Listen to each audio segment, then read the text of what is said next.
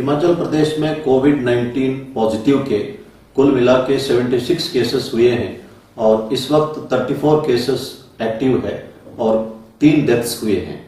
पिछले कल एक व्यक्ति बड़सर के गलोड से बिलोंग करता है, राजकुमार नाम का 52 ईयर व्यक्ति का डेथ हुआ है। ये बहुत अफसोस की घटना है और मैं पुलिस विभाग की तरफ से राजकुमार के फैमिली मेंबर्स को संवेदना व्यक्त करता हूं।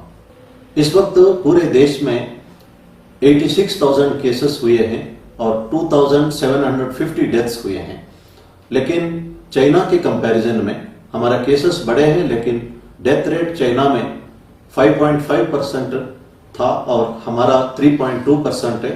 हमारे देश में 35% रिकवरी रेट है। ये संतोषजनक है। शिमला के बारे में कुछ लोग सोशल मीडिया में लिखते हैं कि शिमला कोविड फ्री है। मैं ये समझता हूं कि ये कहना उचित रहेगा कि अभी तक कोविड-19 पॉजिटिव केसेस शिमला में डिटेक्ट नहीं हुआ है। हमें इस मामले में कभी भी ओवर कॉन्फिडेंट नहीं होना चाहिए और पूरा प्रिकॉशंस लेना चाहिए। इंस्टीट्यूशनल क्वारंटाइन के बारे में कुछ कंफ्यूजन है, मैं क्लैरिफाई करना चाहता हूं। जो लोग रेड डिस्ट्रिक्ट से हिमाचल आएंगे उन्हें इंस्टीट्यूशनल क्वारंटाइन में रखा जाएगा। 6-7 दिन के उपरांत उनका जब टेस्ट किया जाएगा, अगर टेस्ट में नेगेटिव आता है वो बाकी टाइम होम क्वारंटाइन में रह सकते हैं। Institutional quarantine plus home quarantine कुल मिला के 14 दिन का रहेगा और जो होम क्वारंटाइन का आदेश होगा उसका कड़ाई से पालना करना होगा।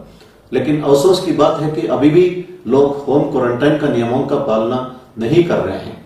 यहां तक है कि एक व्यक्ति जो मुंबई से आया था और हरोली पहुंचा था, उसने एक झूठा एड्रेस दिया था मोहाली का जो ऑरेंज जोन था और होम क्वारंटाइन में चला गया। अब पॉजिटिव पाया गया, उसने अपना फैमिली मेंबर्स को खतरे में डाला है।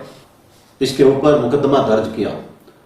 इस तरह का जो हरकतें बहुत ही निंदनीय है।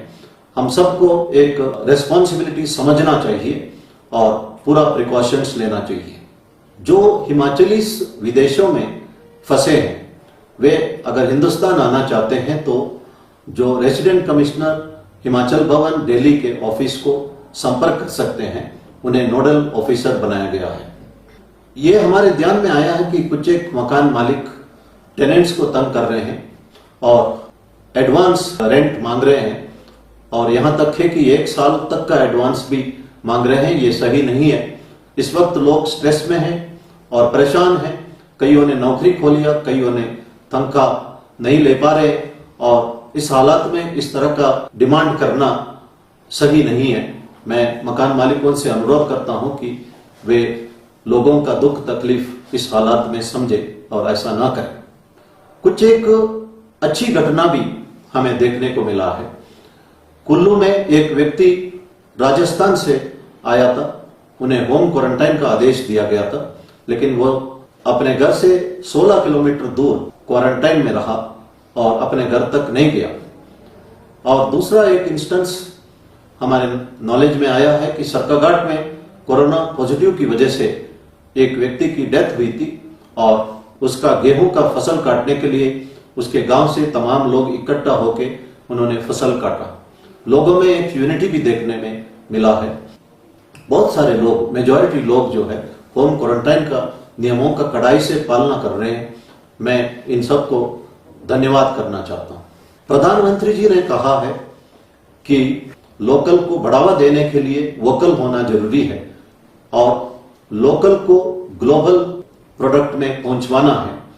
प्रधानमंत्री जी ने आत्मनिर्भर भारत की बात भी कही है और इसके लिए इकोनॉमिक पैकेज भी उन्होंने घोषणा की है। इसके उपरांत वर्ल्ड बैंक ने हिंदुस्तान को $1 बिलियन की घोषणा भी की है। ये एक पॉजिटिव डेवलपमेंट है। इसके बारे में सोशल मीडिया में तरह तरह की बातें लिखी जा रही है। मैं 1-2 बात इस संदर्भ में कहना चाहता हूं। एप्पल कंपनी के मालिक स्टीव जॉब्स ने कहा है, when you do things with passion for quality you make wonders. जब गुणवत्ता के लिए एक जुनून होता है हमारे अंदर और उस दिशा में हम काम करते हैं, गुणवत्ता बढ़ाते हैं, तो हम एक चमत्कार कर सकते हैं। यह चमत्कार स्टीव जॉब्स ने किया है, आज Apple iPhone, Apple iPad, Apple laptop दुनिया भर मशहूर हुआ है। ये संभव है। इसके अलावा हम देख सकते हैं जो गुच्ची हो या वर्सैक हो, इटली के छोटे कस्बों से ये शुरू हुआ है। गुच्ची का मालिक एक टेलर का बेटा था और ये लिफ्ट ऑपरेटर था और उसने घुड़सवारों के लिए बैग बनाना शुरू किया। बैग की क्वालिटी में कॉन्सेंट्रेट किया। आज दुनिया भर में बैग्स गुच्ची ब्रांड का मशहूर हुआ है। यही कहानी वर्सैक प्रोडक्ट का है। अमेरिका में कैलिफोर्निया में जो मैकडोनाल्ड ब्रदर्स एक रेस्टोरेंट चला रहे थे, रे क्रॉक नाम का एक व्यक्ति, उसका कस्टमर्स का संख्या देख के उसने मैकडोनाल्ड का फ्रेंचाइजी लेके पहली बार 1955 में इलिनॉइस में एक मैकडोनाल्ड रेस्टोरेंट शुरू किया। उसका कंसंट्रेशन था क्वालिटी पर, लेस प्राइस पर और क्विक डिलीवरी पर और हाइजीन पर और टेस्ट पर। 10 साल में 700 मैकडोनाल्ड रेस्टोरेंट्स अमेरिका में खुल गए और आज दुनिया में 119 राष्ट्र से ऊपर राष्ट्रों में मैकडोनाल्ड रेस्टोरेंट्स खुले हुए हैं। ये संभव है। इसी तरह कर्नल सैंडर्स नाम का एक व्यक्ति, सीनियर सिटीजन, 65 इयर्स का व्यक्ति, केंटकी में रहता था। उसके पास पैसा नहीं था, लेकिन उसका एक चिकन रेसिपी लोग पसंद करते थे, उनका दोस्त पसंद करते थे। उन्होंने केंटकी से बाहर निकले और अपना चिकन रेसिपी को बेचने में लगे रहे। 1008 जगह पर उनका रेसिपी रिजेक्ट हुआ है और 1009वां जगह पर उनका रेसिपी एक्सेप्ट हुआ है। उसके बाद द रेस्ट इज हिस्ट्री।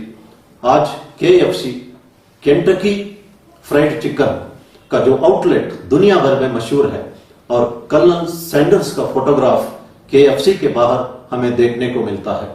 यह संभव है। भारतवर्ष में बहुत सारा रेसिपी है। हम चाहे तो इसको भी हम ग्लोबलाइज कर सकते हैं। इसके लिए एक ग्लोबल विजन की जरूरत है।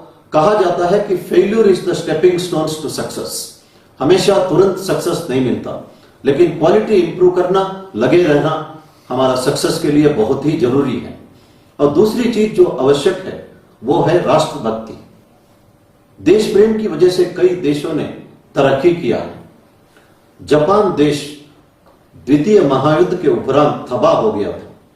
आज जापान दुनिया के सेकेंड वर्ल्ड इकोनॉमी बना है। जापान में 80% पहाड़ है, लेकिन दुनिया भर से रॉ मटेरियल लाके फिनिश्ड गुड्स जापानीज बेचते हैं। 60-70 के दशक में सबसे घटिया माल को जापानी माल कहा जाता था।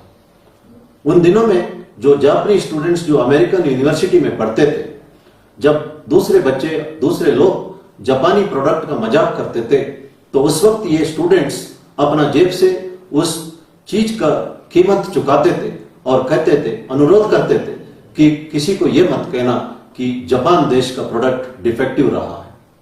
ये उनका पेट्रियोटिज्म था और क्वेस्ट फॉर क्वालिटी था, quest for striving for excellence था।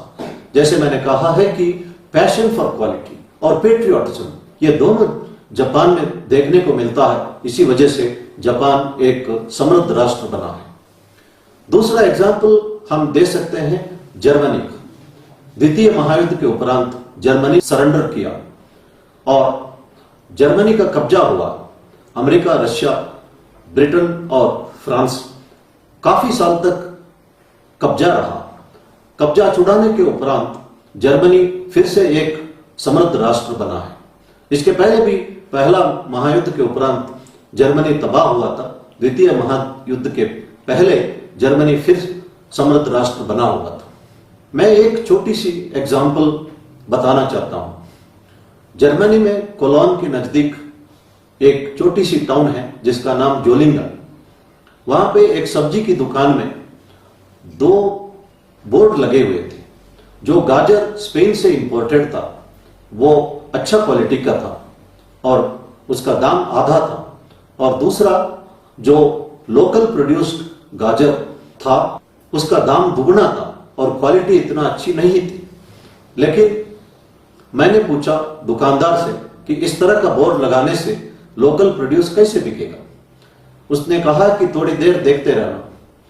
आधा घंटा में मैंने देखा कि जो लोग आते थे वे लोकली प्रोड्यूस्ड जो गाजर है जो उतना अच्छा क्वालिटी का नहीं था और दुगना दाम देख के उसको खरीदते गए।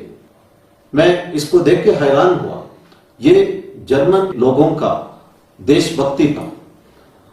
हम सोच सकते हैं कि अगर शिमला में जो इंपोर्टेड एप्पल्स होते हैं या लोकली प्रोड्यूस्ड एप्पल्स होते हैं और अगर इंपोर्टेड एप्पल्स अच्छा क्वालिटी का हो और सस्ता हो, क्या हम ये कर सकते हैं? ये सब सवाल हमको अपने आप को पूछना है। जब हम लोकल प्रोड्यूस को एनकरेज करेंगे तभी वो ग्लोबली कॉम्पीट कर पाएंगे। इसके लिए एक ग्लोबल विजन की जरूरत है और पैशन फॉर क्वालिटी की जरूरत है और देशभक्ति की जरूरत है।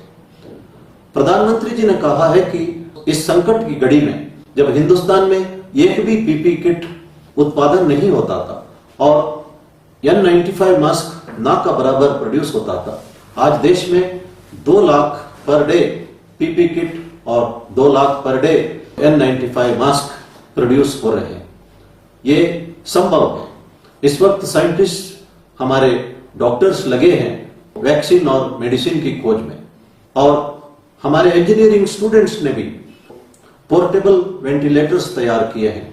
एक रिस्ट बैंड जिससे हम कोई भी चीजों को हाथ डालते हैं तो यूवी रेस या सैनिटाइजर्स की द्वारा स्प्रे हो जाता है और डिसइंफेक्ट हो जाता है, उसकी तैयारी की और टचलेस डोरबेल तैयार की। तो देश अगर इकट्ठा हो जाए और हम लगन के साथ अगर इन्वेंशन करें, हिंदुस्तान कुछ भी करके दिखा सकते हैं। इसलिए हम सब इकट्ठा होके इस वक्त प्रधानमंत्री जी की बातों को समझें और आत्मनिर्भर भारत बनाने में हमारा सहयोग करें। धन्यवाद। जय हिंद।